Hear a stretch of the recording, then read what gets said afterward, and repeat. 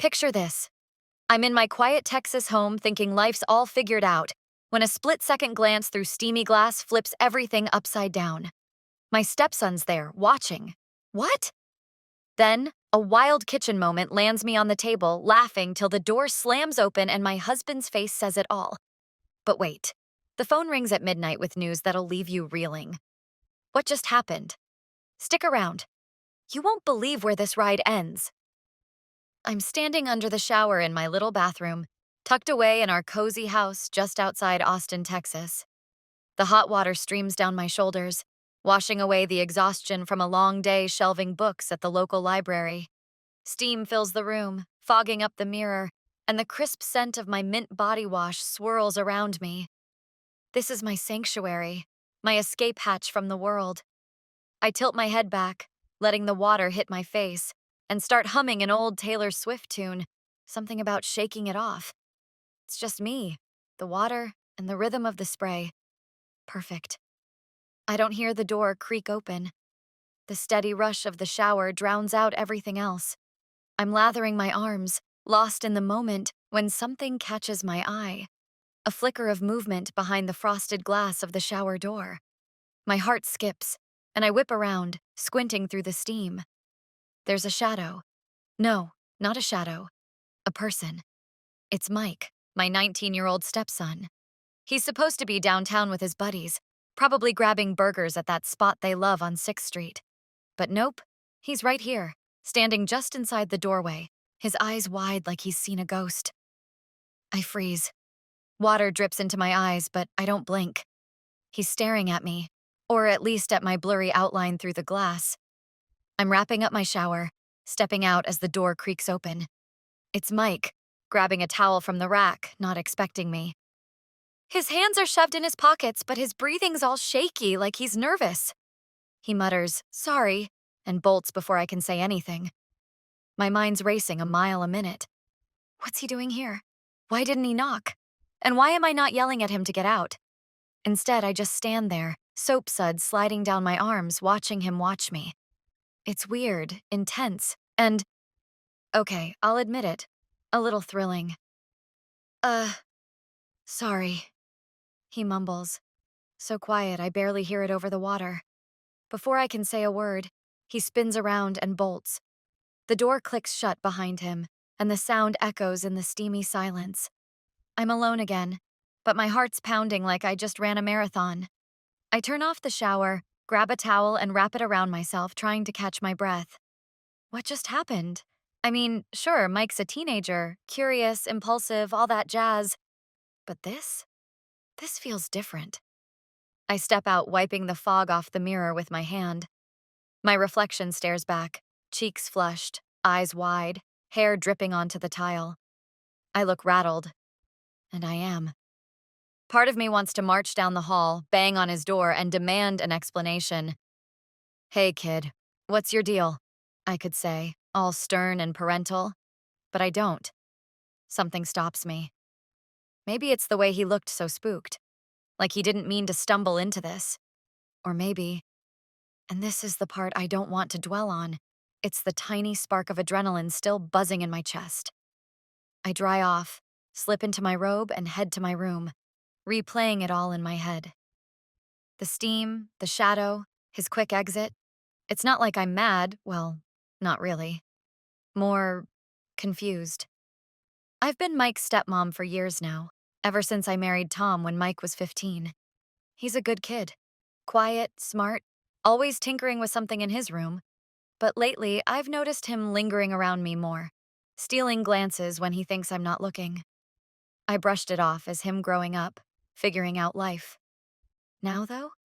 Now I'm not so sure. I sit on the edge of my bed, the towel still damp against my skin. Was it an accident? Did he just need something from the bathroom and didn't realize I was in there?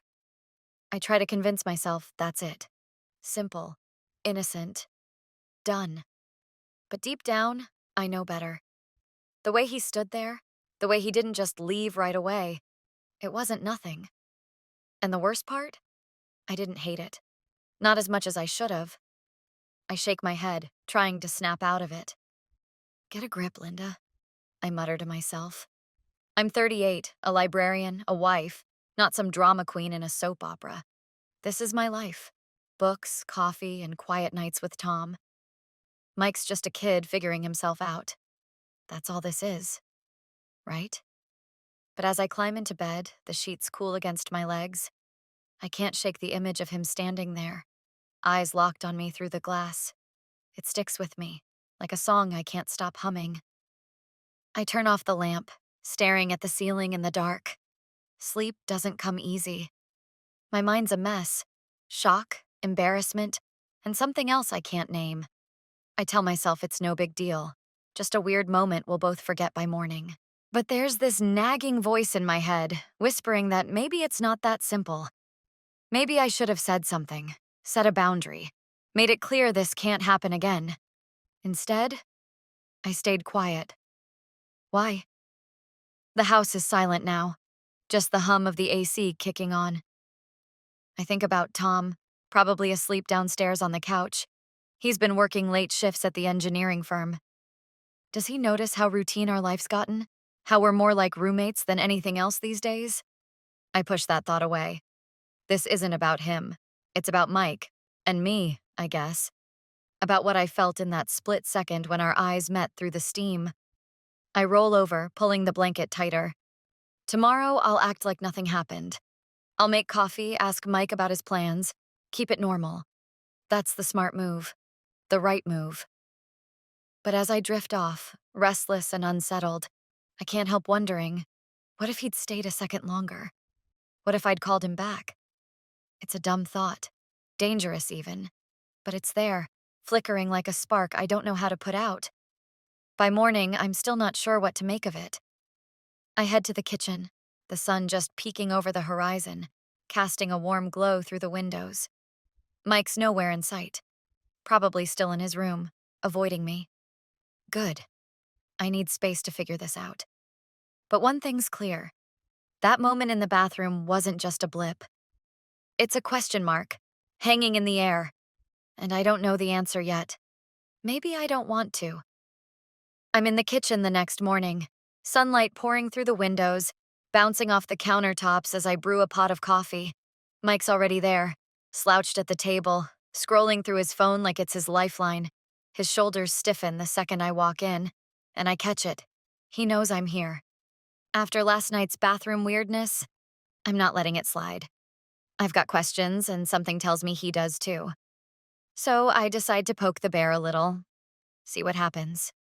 I'm reaching for a mug in our cramped kitchen, squeezed between the counter and Mike at the table. I grab a mug from the cabinet above him, letting my arm brush his shoulder, just enough to make it noticeable. He freezes, cheeks pink, and I laugh it off. Oops, tight space. He freezes, his thumb hovering over the screen, and I swear I hear his breath hitch. Oops, sorry, I say, keeping my voice light, teasing like it's no big deal. I glance down, and his cheeks are pink, his eyes darting away fast.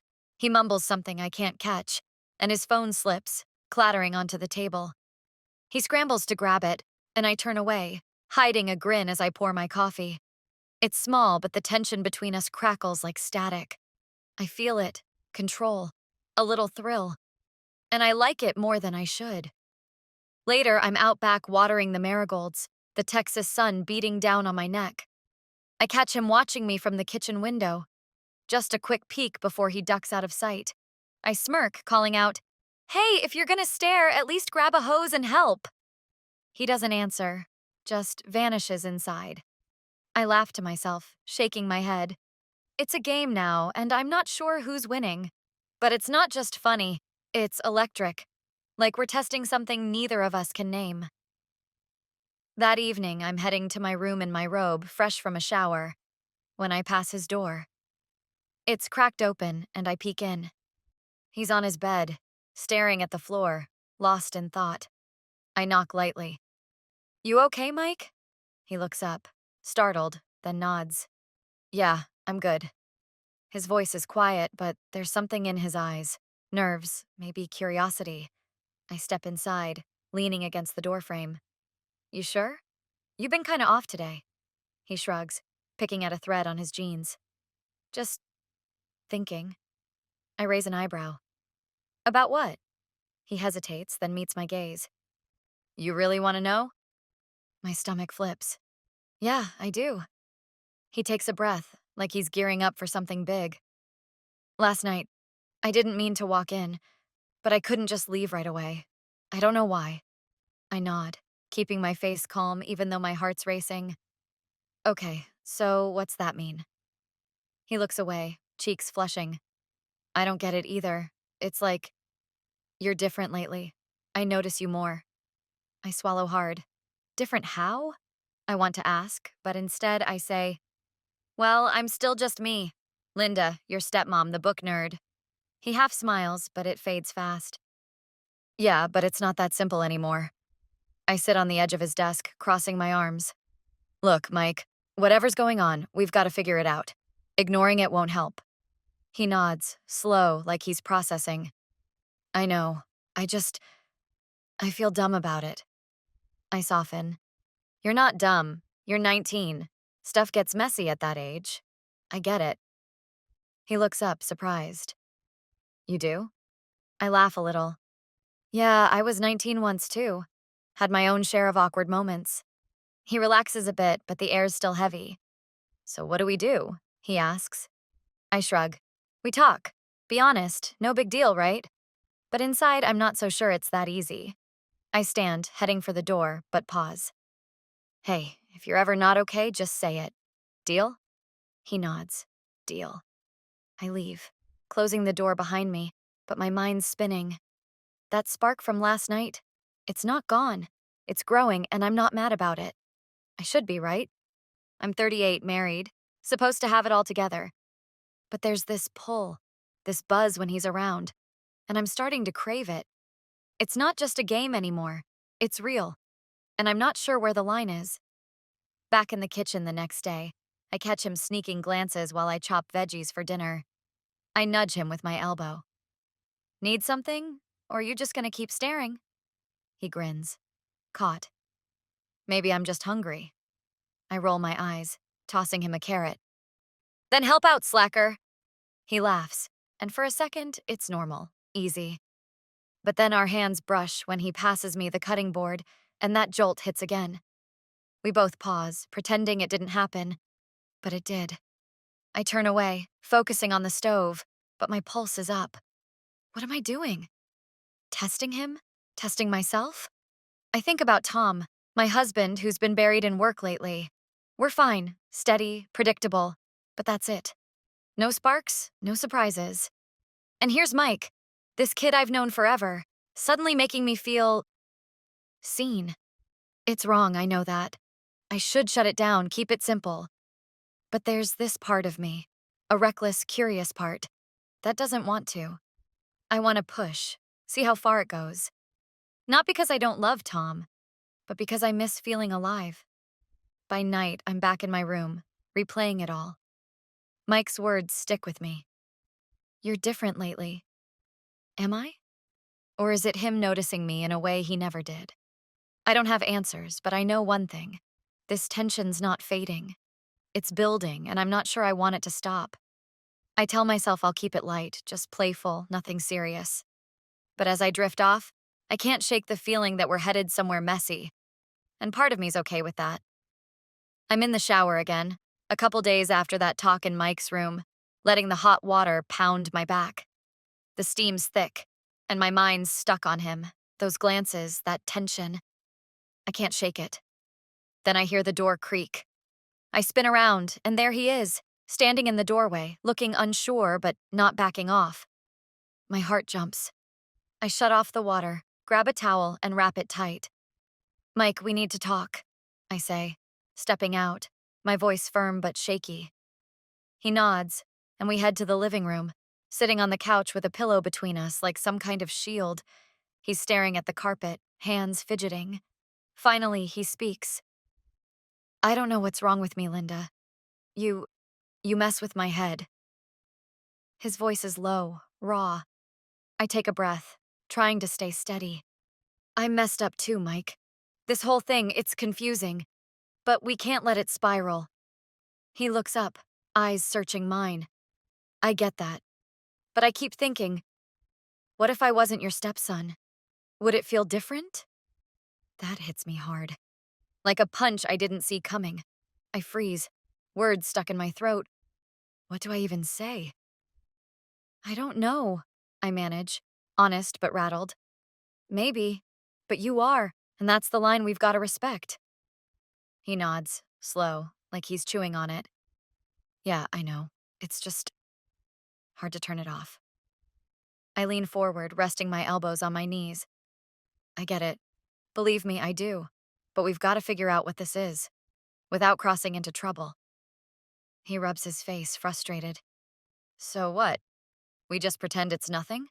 I shake my head. No, we talk it out. Be real. That's the only way.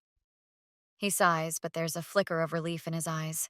Then he's quiet and I let the silence sit. It's heavy, but it's honest. Next evening, I'm washing my face in the bathroom when he knocks. I dry off, crack the door, and he's standing there, hands in his pockets. Can we talk again? He asks, voice soft. I nod, letting him in. He leans against the sink while I sit on the edge of the tub. I've been thinking, he starts, about what you said. Being honest, I want to understand this, whatever it is. I smile a little. Good, me too. So let's start simple. What's on your mind? He shifts, nervous. You're not just my stepmom anymore.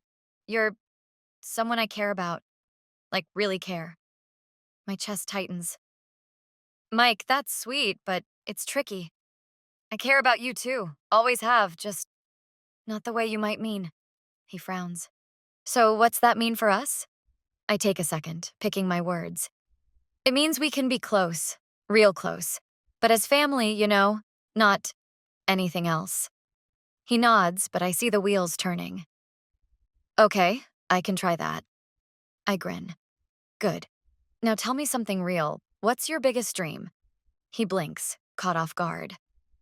I want to build stuff, like engineering, maybe bridges. I light up. That's cool. You've got the brains for it. He smiles, shy. What about you? I lean back, thinking. I always wanted to write a book, something people'd read and feel less alone. His eyes widen. You should. You'd kill it. I laugh. Maybe someday. We keep talking. About college, fears, dumb stuff like our favorite movies. It's easy, natural, like the tension's melting away. But then he throws me a curveball. Do you ever feel stuck, like, with Dad? I pause, caught. Sometimes, I admit. Life gets predictable. You? He nods. Yeah. Like, I'm supposed to know everything already, but I don't. I tilt my head. Nobody does at 19. Heck, I'm 38 and still guessing half the time. He chuckles, and it's the first real laugh I've heard from him in days. We sit there, the bathroom quiet except for the drip of the faucet, and I realize this is what I wanted. Not the weird sparks, but this. Connection. Real talk. I stand, stretching. You're all right, Mike. We're all right. He grins. Yeah, thanks, Linda. I head out, feeling lighter, but there's still a question nagging me. Can we keep this line clear? Later, I'm in bed, replaying it. That what if, he asked. It stuck with me. If he wasn't my stepson, would I feel different? Maybe. Probably. But he is, and that's the deal. I think about Tom, how he's been distant, buried in work. I miss him, the old him, the one who'd surprise me with coffee runs. Mike's filling a gap I didn't know was there, but not in some wild, reckless way. It's deeper, safer, but still messy. I tell myself we're fine now, talking it out like this. It's the right move, the grown-up one. But part of me wonders if I'm kidding myself, if this pull's still lurking, waiting to trip us up. By morning, I'm sipping coffee, feeling okay. Better, even. Mike's in the kitchen, too, grabbing cereal, and it's normal. No weird vibes, just us. Sleep okay? I ask. He nods. Yeah, you?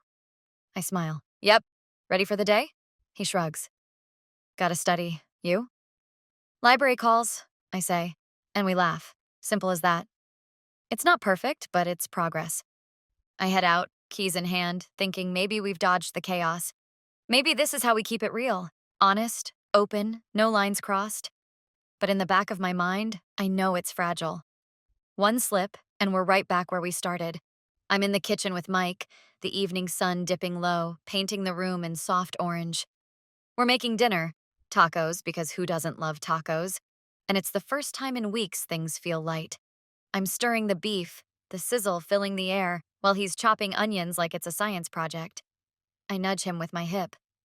You're a pro at that, you know. Where'd you hide this chef vibe? He smirks, eyes on the cutting board. Guess I'm full of surprises. I laugh, loud and easy. Oh, I'm keeping tabs on that now. He shakes his head, cheeks pink. And it's fun, like we're finally past the weirdness. We're joking around, tossing tortillas back and forth like frisbees, when he grabs my wrist mid-throw. Hey, you're gonna drop it, he says, grinning. And in one quick move, Mike grabs my wrist, pulling me to the table to help with the tacos. I trip over a chair and he lifts me onto the kitchen table. The plates clatter, a spoon hits the floor, and I'm laughing so hard my sides hurt.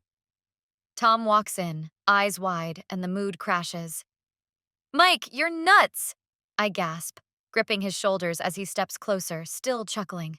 It's silly, playful, nothing heavy, just us being us. But then the front door bangs open and my heart stops. Tom's standing there, keys in hand, his face going white as he takes us in. What the hell's going on? His voice is low, trembling, and the room goes dead quiet. I slide off the table fast, legs shaky. Tom, it's not what you think, I blurt, hands up like I'm warding off a storm. Mike steps back, pale. Dad, we were just messing around, honest. Tom's eyes dart between us, dark with shock. Messing around? On the damn table? His tone's sharp, cutting, and I feel my stomach twist. No, it's just tacos, we were laughing, I say, desperate to fix it. But he's not hearing me. His fists clench, and the hurt in his face slices deeper than any yell could. Get out, he says, quiet but hard. Both of you. I can't look at you right now. My chest tightens. Tom, please, let's talk. He cuts me off, voice rising. Out, Linda! I nod, tears stinging, and grab my purse. Mike hesitates, eyes on his dad, but Tom turns away, jaw tight. We shuffle down the hall, silent, the weight of it crushing us. I glance at Mike. He's wrecked, head down, and I feel the same. What did we do? It was innocent, but it doesn't look that way. Not to Tom. I crash in my room, door shut, staring at the ceiling. Tears spill hot down my cheeks. I messed up, not with some big betrayal, but with dumb, careless fun that hit Tom like a freight train. I think about him, how he's been pulling away, buried in work. Did he think I was too? With Mike? The idea's nuts, but I get it. Seeing us like that after weeks of him barely being home, it'd sting. I should have seen it coming, set clearer lines. Mike and I were finding our footing, sure, but this? This is a wrecking ball. Night drags on, sleepless. I hear Mike's door creak down the hall, but we don't talk. What's there to say? By morning, I'm up early, sipping coffee that tastes like ash. There's a note on the counter in Tom's scratchy handwriting. I need time. That's it. No yelling, no fight. Just 3 words that gut me. I sit there, numb, till Mike shuffles in, eyes red. We gonna be okay? He asks, voice small. I force a nod. Yeah, we'll figure it out. But we've got to be straight. With him, with us. He sits across from me, cereal untouched. I didn't mean for this. I know, I say soft. Neither did I. But we've got to own it now. He nods, and we sit in that quiet, picking up the pieces in our heads. I think about how we got here. Those talks, that closeness. It wasn't wrong, not really, but it blurred stuff for Tom. I should have checked in with him, not assumed he'd get it. Mike looks up. What's next? I shrug. We give him space, then we talk. All of us. No hiding. He agrees, and I feel a tiny spark of hope. We can fix this, right? It's messy, but not broken beyond repair. Days pass, slow and tense. Tom's barely around. Work, he says, but I know better. Mike and I keep it simple. No more goofing off, just careful chats about school, my library gig. It's like we're tiptoeing around a bomb. I miss the ease, but I get why it's gone. One night, I'm on the porch staring at the stars when my phone buzzes. It's Tom. Meet me at the diner tomorrow, 7. My heart leaps. A chance to explain, maybe mend things. I text back, okay, and breathe deep. This is it. Our shot to make it right. Next evening, I'm at the diner, nerves jangling. Tom slides into the booth across from me, face tired but calm. Hey, he says, and I nod back. Hey. We're quiet a sec, then he leans in. I overreacted, but seeing you two, it hit me hard. I swallow. I'm sorry, Tom. It was dumb, not shady. I should have told you how close Mike and I've gotten. Family close, nothing else. He nods, slow. I know that now, just caught me off guard. Relief floods me. So we're good? He half smiles. Getting there. But we need to talk more, all three of us. I agree, and it feels like a weight's lifting. We head home, and Mike's waiting, nervous. Tom claps his shoulder. We're sorting it, kid. Mike grins, and I think, okay, we've got this. Later, I'm in bed, replaying it, feeling lighter. We dodged a bullet, learned something about trust, about us. I drift off, thinking it's over. But then the phone rings. Middle of the night, jarring me awake. I grab it, groggy. Hello? I'm half asleep when the phone rings. A voice I don't know, sharp and quick. Linda? It's about Tom. He's gone. Left a note at work. Said he's not coming back. I jolt up, heart racing, until I hear Tom's voice. Babe, it's me. Big project. Stuck here a while. My heart stops. Phone slipping as I bolt upright, the world crashing down. If you loved this, give it a thumbs up, subscribe, drop a comment, and pass it along to your buddies.